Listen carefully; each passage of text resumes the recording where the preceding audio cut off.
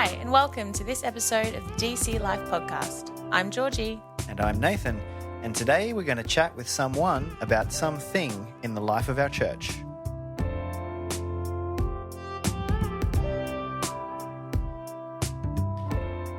Well, welcome to our very first DC podcast, and joining us today is our lead pastor, Greg Gardiner.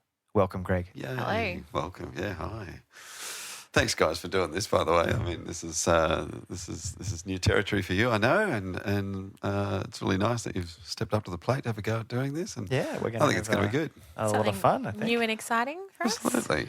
Yeah. And thank you to all of our listeners back at home or commuting, whatever you're doing today, and tuning Yes. in and listening into the life of our church. And our goal is just to, And help this to- and this is just an easy one, isn't it? This is just the get to know the pastor and your story. our story, but there's going to be opportunity to talk to so many people from DC about what's happening within the life of the church, and that's what I'm excited about. I think that's going to be the real the real benefit of doing these little chats. So yeah, looking forward to it. But it's good to have you here first today. And I mean, you're the person that everyone sees on a Sunday. You preach a lot of the time at DC. So pretty much everyone, whether they've been at DC for a long time or a short time, they're going to know who you are. They're going to know your face, but they may not know a lot about you. So we love to really hear your testimony tonight. Where you came from. Yes, the backstory. Yeah, all right, sure. Let's do that. Let's go there. Sounds good. So, tell us, where did you grow up? I'm assuming it wasn't in Springfield, Queensland. No, it wasn't. No, it was in northern New South Wales. So hometown for me is a town called Inverell, which is about 6 hours, 5.5, 6 hours drive from here. My dad was a farmer, so we were on a farm outside of town, and I just had the best upbringing childhood. Like to grow up on a farm of over 1,000 acres, and to just as a kid just enjoy everything that the farming life has to offer. I think was awesome, and. You don't have all of the worries as a child that a farmer has, about the weather and paying the bills and doing all of those sorts of things. You just get to enjoy, I can remember I learned to drive when I was 9, and we were riding motorbikes around. And Now, you don't endorse that to the children at DC. Well, look, if you've got a paddock and it's safe, yeah, sure. But the roads around Springfield, no, not at all. Right. But so it was great. We had a ball, and so I look back on that very fondly. And so that's where I grew up. My parents were in the Catholic Church, and so we were very heavily involved in the Catholic Church. They weren't just like a number of Catholics, I think, in those days that would sort of be Easter and Christmas at church or at Mass. We were every Sunday people, and went to a Catholic school as a boy, and served as an altar boy, and sang in the choir. Yeah. Well, we were heavily involved in the music actually, and. For all of the stuff that you see in the media now about particularly what happened in the Catholic Church and a lot of the sexual abuse that went on with children, I never saw any of that. That was never my experience at all, which I'm profoundly grateful for. Yes. So a lot of involvement there and a lot of involvement in youth and so forth as well. So, that was my upbringing And being very involved in the church, in the Catholic Church, what about your heart? What was your faith like? I mean, actively and to see, you would have been very there and very with it and probably knew a lot. Yeah. What about your heart, though? Well, I have a distinct memory of the principal of the school took our religion class every week, and this one particular week he was away he was just away. I don't know why. I can't remember that bit. But the deputy principal, who was very involved in football and rugby league and all of those sorts of things, and very sporty guy. Anyway, it was given to him to have the class that day. Yeah. And I remember he came into the class and he said, look everyone, this whole religion thing, it's very simple, it's very easy. And he drew a seesaw on the board. And on one side of the seesaw, he wrote good stuff. And on the other side of the seesaw, he wrote bad stuff. He said, this is very simple. It's very easy. By the time you end your life, you've just got to have more good stuff than bad stuff. Yeah. As long as the good stuff outweighs the bad stuff, it's all sweet. You're good with God. You get into the good place. That's right. And I distinctly remember looking at this illustration that he'd written on the blackboard and thinking, yeah, That's easy. I think I can do that. So that was my functional theology for a long time. As long as I do more good things than bad things, I'm good. I'm good with God. In Inverell, the Catholic school only went up to grade 10. And so for grade 11 and 12, you either had to go to Lismore they had a Catholic boarding school over there, which is, I think my mum and dad were a bit keen on me to do that. But the thought of going from a 1,000-acre farm to a tiny little boarding school room didn't thrill me at all. And I was very keen to stay local. And so in the end, I went to the local state high school for year 11 and 12. And that was my first experience of meeting some people who were genuine born-again Christians, I think. And they frustrated me greatly because they had this real assurance of where they were going eternally. Like they just knew they were going to heaven. And I thought that it was the height of arrogance, because how did they know where the seesaw was at, you know? Yeah. And so I'd have these quite lengthy debates and arguments with these other kids about theology. And it wasn't until the year after I left school and I actually I met Fiona, and she was exactly the same. She was another one of these arrogant Protestant sort of know-it-alls. Yes. But the thing that started to stick in my head as something that I couldn't resolve was Jesus. In the Catholic Church, we were taught, he's the Son of God. That's biblical. That's right. It's true. He came to earth. He did earthly ministry, which gave us a great example of how we should live our lives. A good He teacher. had a lot of good things on Good that seesaw. teacher. Yeah. He was doing good. Then he died, and then he rose again on the third day, and then he ascended to heaven. But the thing that got me was him dying. The dying bit got me because if he just came to earth to give us a great example of how to live, why didn't he just ascend after that? Like he could get to 33 and then go, Get the prize. that's right. Yeah. You know, I've told you all you need to know, and I've lived that out. I can just go back to heaven now. But he died, and I thought, if he's God, if he's the God of the universe, why would he allow a bunch of human beings to crucify him on a cross? So this was the bit that just I couldn't resolve that bit. Yeah. Everything else seemed to make sense, but that bit I couldn't resolve, particularly with my functional theology with the seesaw. And I remember that the local church, we had a real happening thing at the Catholic Church. We had modern music on the Saturday nights. The local priest would put a keg on after the Saturday night mass, and the place was jumping. It was full of people, Happening and place. it really was. It's very different these days, but.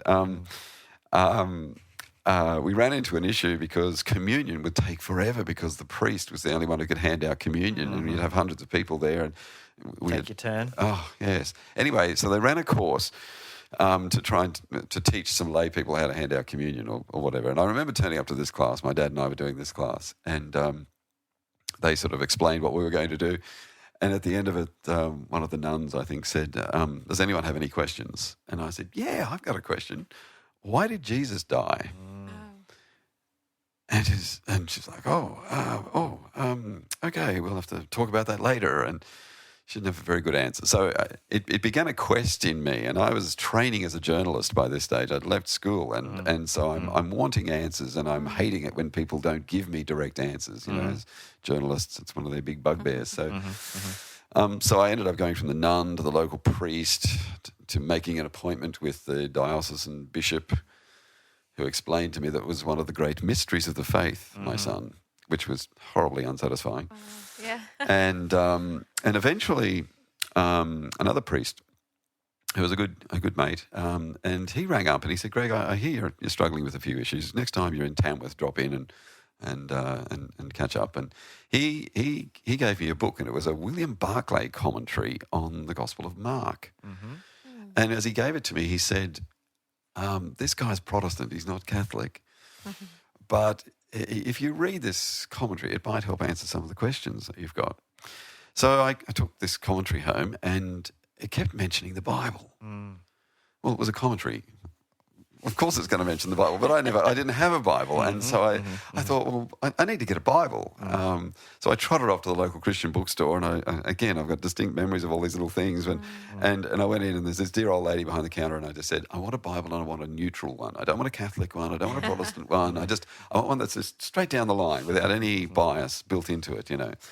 And she sold me probably the latest thing at the time was the NIV, the New International Version. Anyway, so I finished reading the commentary, been through Mark, and it didn't, still wasn't clicking for me at all. But I had a Bible now, and I ended up, and I don't know why, but I flicked into Romans. Ah, yes. And I read Romans, and oh my goodness, that was the life-changing moment. Yeah.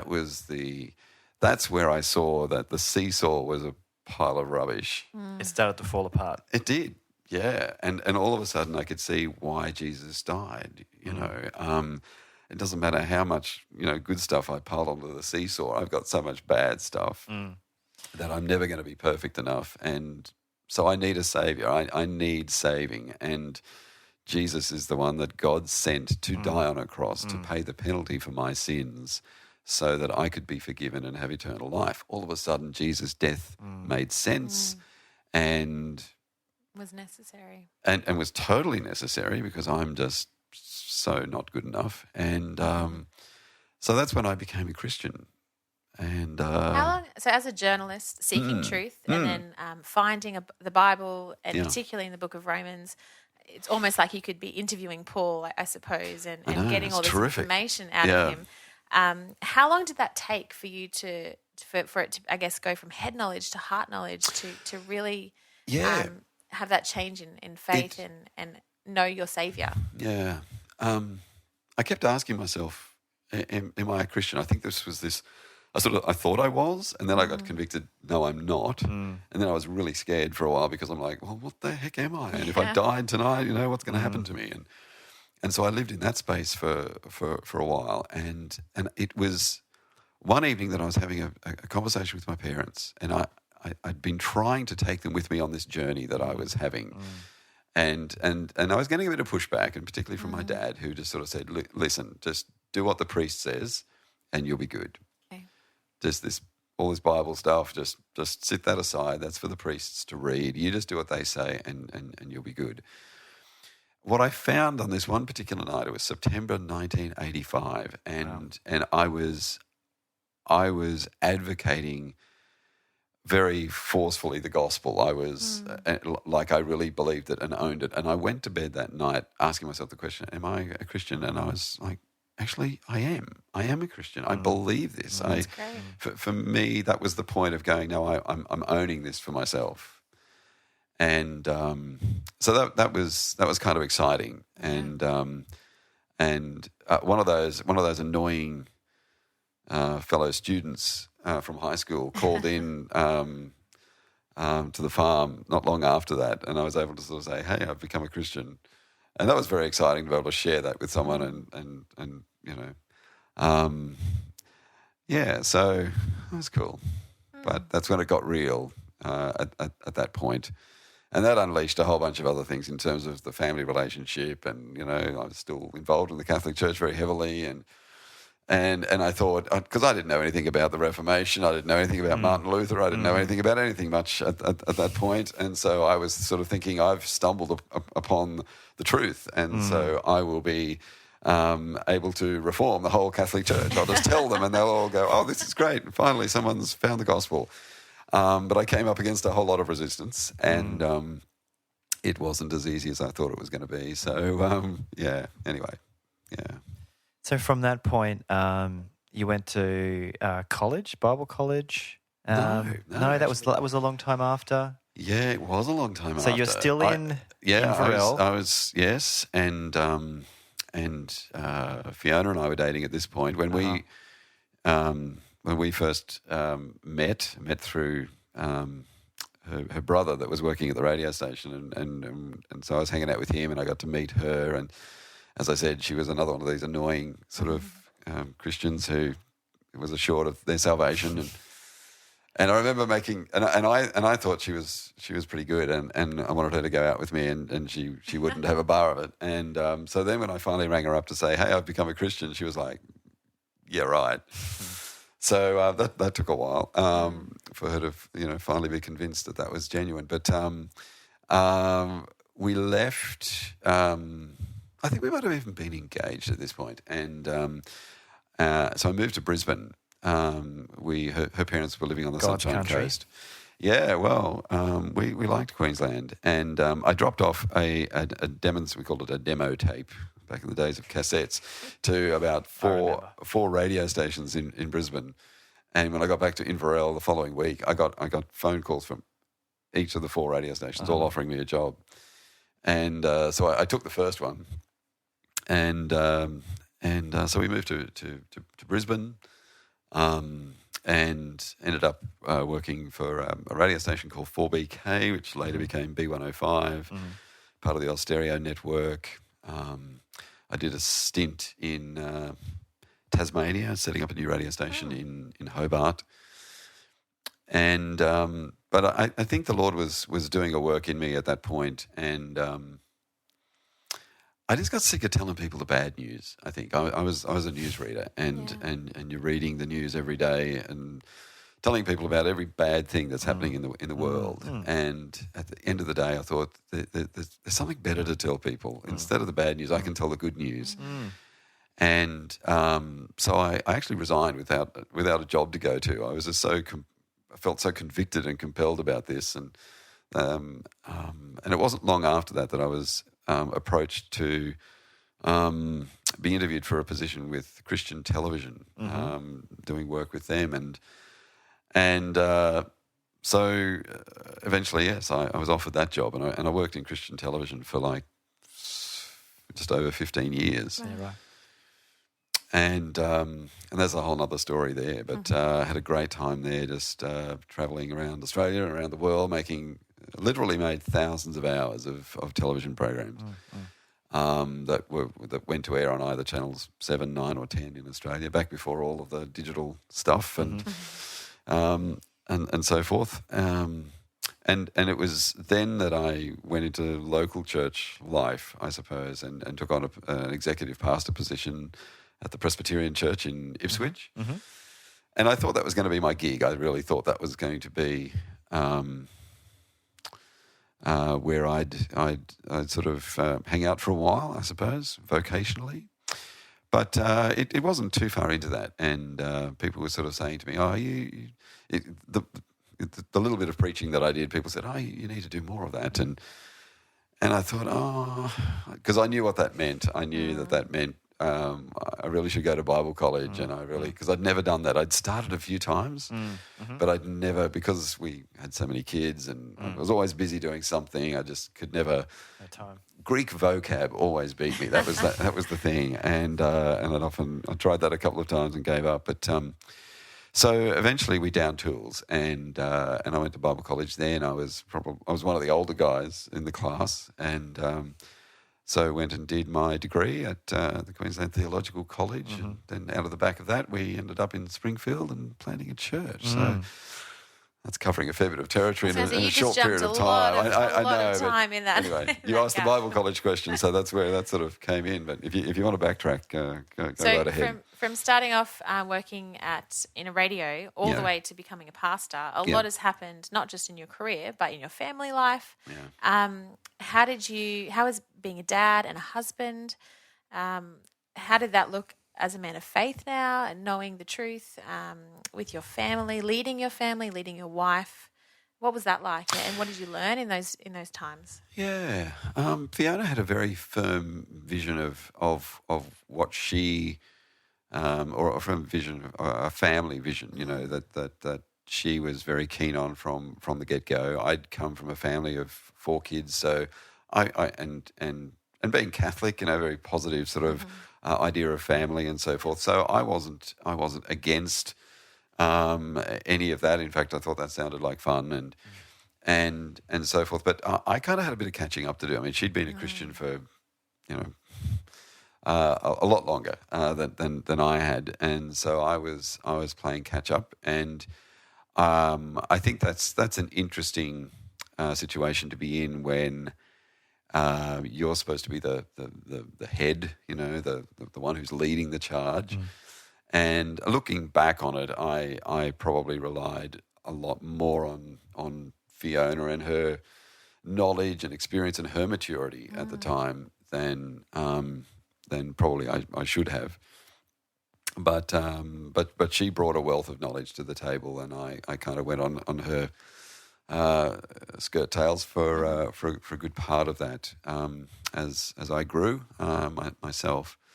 Oh gosh, Georgie, I wish I had my time again and could be, I think I'd be a bit of a different dad than I was. I was a bit of a drill sergeant kind of dad, and that had its upside, I think, in a lot of ways. But Gets the job done sometimes. Yeah. But it went. I think we went hard at getting a particular outcome in terms of behaviour, and you've got to do this and do that, and rather than really going after the heart of our kids, which really only started to happen very late in the game. Fiona is far more relational than I am. I'm the task oriented systems, see the many, not the one kind of person, which that just all needs to be sanctified. It's not an excuse, but that's how I roll. Whereas she, if you need a hug, you go to her. And of course, having 6 children. Yeah, well, that's right, and so she was better at engaging them at that relational heart level, and I think if it wasn't for that, we'd have been a lot worse off. I think. So I'm very grateful to the Lord for her, and very, very grateful for how He's pursued me and come after me and been doing that work in me for all of that time. But very, very thankful for our kids and how they have really developed faith of their own that they own for themselves, and to see them all involved in the church and actively serving and being a blessing to people is just super cool. I'm quite happy to die now and go to heaven. For Fiona and I, that's been our thing. We've just sort of said that's been our one big prayer point. We didn't really care whether our kids, were rocket scientists or collected garbage. If they knew Jesus, then that's enough. That's it. Win. That's enough, and that's the win. And so everything for us now is really bonus sort of territory, and we love it. Yeah, it's pretty cool too, just being able to see you actually being able to serve alongside your 6 adult children at DC. Yeah, it's very special, cool. and it's a good goal for us as parents in DC with the many children that are running around, to see that that's where we really want our children to be and to grow into. And it happens so quickly. And I say to you guys and others at DC when we're talking about parenting, but they're long days but short years. and I often find myself on a Sunday morning as kids are screaming around the auditorium and running crazy and carrying on as they do. And at times when I've just got a brief moment when I'm not talking to someone, I'm looking at all these kids, I'm just sort of wondering, who's the next preacher out of these kids? I mean, who's the next, teacher, whatever, youth pastor, from all of these kids, because I just know it's going to happen overnight. And to see and not to look upon the kids in our congregation as they're just the kids, but they are the next generation and they will come through so quickly, and we need to be engaging them so that the ministry continues, and we're not seeing them all falling away when they're in their teens or whatever. It's a great vision for us all to be looking forward for that too. Yeah. Tell us, Greg, a little bit about the church that is now known as Disciples Church. Where did that come from? Because you were serving at another church, and tell us about that story. Yeah, look, I was serving on the what was it called? The Commission of Assembly. It was kind of like the board, of the church in Queensland, and it started to be obvious to me that Springfield was a place that was really going to go ahead, we started hearing these things about Springfield and what it was going to be and become, and so I sort of started banging the table saying, we need to do something in Springfield, or somebody needs to do something in Springfield. And I think it just eventually dawned on me that am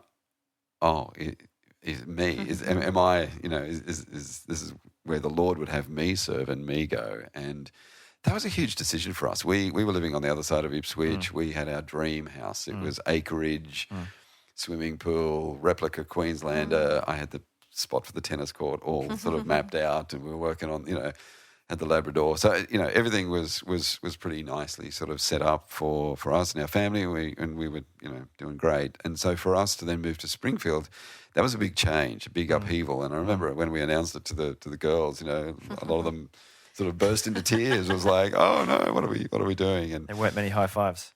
No, not at the time. And I remember going to a sort of a missions briefing with another guy, and the guy that was giving the talk there, he sort of said, "Have you ever asked your kids to suffer for the sake of the gospel?" And oh man, it struck me, and I thought, yeah, I probably haven't. And as a pastor, I was almost so concerned about the whole, the PK kids, pastor's kids syndrome that, my dad was a pastor, so now I hate Christians. I wanted our kids to have a positive view of the church, and that you could still have a positive family and everything's great, and so I was, in a way, I think, trying to shield our kids from any kind of suffering or any kind of inconvenience or sacrifice. And so I got challenged on this, and then the idea of, well, okay, let's sell our house, our dream house. Let's just get rid of everything and die to the world, in a sense, and go to Springfield and plant a church. That was a big challenge for us, and a lot of soul searching, a lot of praying, a lot of talking. But in the end, we felt very convicted that that's what the Lord would have us do, and so that's what we did. And we don't regret it. It's been tough. It's been one of the hardest things that we've ever done. But through those sorts of experiences, the Lord refines you more than you'll ever be refined doing something that's easy. It's usually in hardship that you're refined the most. And so it's been good for us individually and as a couple and as a family, I think. So I'm thankful to the Lord for that. He knew what he was doing. So we're here and DC's kind of sorry to answer your question. I've got off the track, but I think my work with Christian television, I was working with a bunch of different denominations, and the thing that used to really frustrate me was I'd go to some churches and the music was great and awesome, and everything they did was a sort of schmick and really impressive. But the preaching would be like oh my goodness, it's not even biblical. Like you're sort of wondering what's going on there. Or then you'd go to another church and the preaching was awesome. It would be great and very biblical, and but the music would be horrible, and the venue would be terrible, and so we place all these different emphases on different things. And I used to remember thinking that. Wouldn't it be great if you could just combine the two things? Like, why does it? The church had polarized in Australia. You either had good music or good preaching, and you didn't put the two together. You had to choose one. You did, yeah, exactly. And so one of the things that we were really keen to try and pull off in planting Disciples Church was we want our music to be of a pretty good level, and we want to preach the Bible, and we want to try and preach that well. And I'm not the world's greatest preacher, and our music, we're not putting out albums and doing things like that either. But we're doing our best, I think, to try and achieve that. I think it's been going pretty well so far. With that, and people comment on that pretty regularly. But along the way of planting, and maybe this is a story for another chat, but just the whole ministry philosophy and how we do missional community groups and seeing discipleship as so important, of just really getting to people's heart with the message of the gospel and how that can transform their whole lives. So much more than just a Sunday. Yeah, just turning up on Sunday and having a show for a couple of hours. So that's been a big part of the journey as well. But maybe talk about that another time. Definitely. But, Well, Greg Gardiner, it's been great to have you on, hearing part of your story. Yeah, thank you for sharing it, and I'm sure there'll be other things we can do. I'm sure we will. Yeah. So, but thank you for having me. It's good, guys. Thanks very much. Great.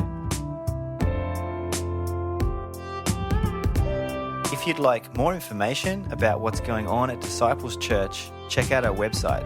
Or email us at podcast@disciples.org.au if you have any questions or feedback. Thanks for listening, and we'll see you next week.